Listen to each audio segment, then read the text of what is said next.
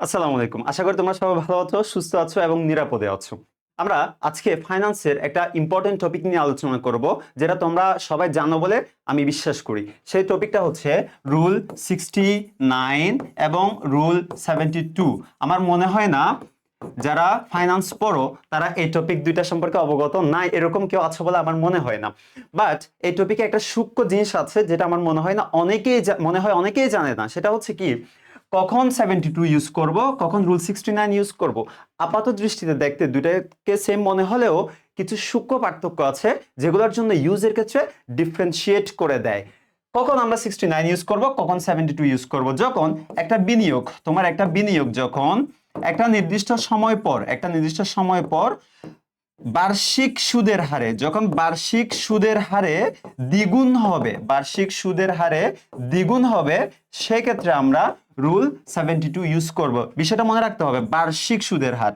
আর যখন অর্ধবার্ষিক হবে, ত্রৈমাসিক হবে, মাসিক হবে, ষান্মাসিক হবে কিংবা পাক্ষিক হবে, সেক্ষেত্রে আমরা রুল 69 ইউজ করব। এটা আমাদেরকে মনে রাখতে হবে। এটার সূত্র কিন্তু আমরা সবাই জানি। যখন তোমার এন এর মান দেওয়া থাকে, তখন তোমার আই এর ভ্যালু বের করতে হয়, মানে সুদের হার বের করতে হয়। সেক্ষেত্রে কি হয় বলতো, 72 কে আমরা এন দিয়ে ভাগ করি। আর যখন আই এর মান দেওয়া থাকে, তখন আমার এন এর ভ্যালু বের করতে হয়, তখন 72 কে আই দিয়ে ভাগ করলে আমরা এন এর ভ্যালু পেয়ে যাই।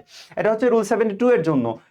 69 এর ক্ষেত্রে কি হয় বলতো, 69 এর ক্ষেত্রে সূত্রে একটু ডিফারেন্স আছে। সেটা হলো, প্রথমে 0.35 যোগ করতে হয়, দেন তোমার যদি এন এর ভ্যালু দেওয়া থাকে, আই এর ভ্যালু বের করতে হয়। তাহলে আই এর ভ্যালু বের করার জন্য 0.35 প্লাস 69 ডিভাইডেড বাই এন।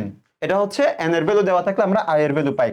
এবার যদি এন এর ভ্যালু বের করতে হয়, 0.35 প্লাস 69 ডিভাইডেড বাই আই। এই ফর্মুলা ইউজ করে কিন্তু আমরা জানি, বাট যেটা আমরা হয়তো অনেকে জানতাম না, সেটা হচ্ছে কখন কোনটা ইউজ করব।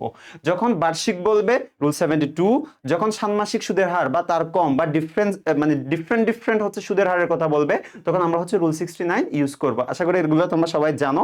সো ফাইন্যান্স রিলেটেড যখন আরো কোনো খুঁটিনাটি বিষয় বা টপিক যেগুলো আছে আমাদের সকলের অগোচরে, এগুলো কিন্তু আমাদের সবাইকে জানতে হবে আমাদের অ্যাডমিশনের জন্য এবং এইচএসসির জন্য। সো সবকিছুর খুঁটিনাটি জানতে আজই জয়েন করে ফেলো এসটিপি পাওয়ার প্লেতে। দেখা হবে 10 তারিখে। আল্লাহ হাফেজ।